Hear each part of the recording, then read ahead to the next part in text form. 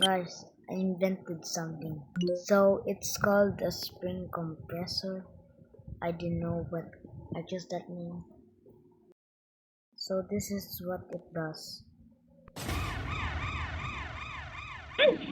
Yeah, so it's basically fast.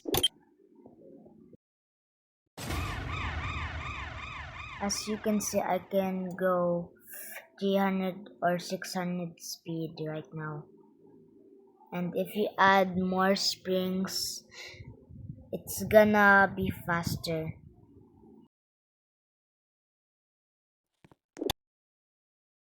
Make sure the yellow part of the piston has a carpet or slab.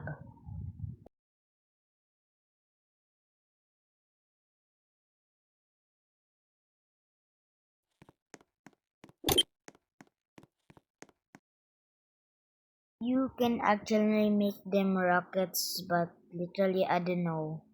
But you need to add gyros to rockets because it might fall. Okay, bye guys.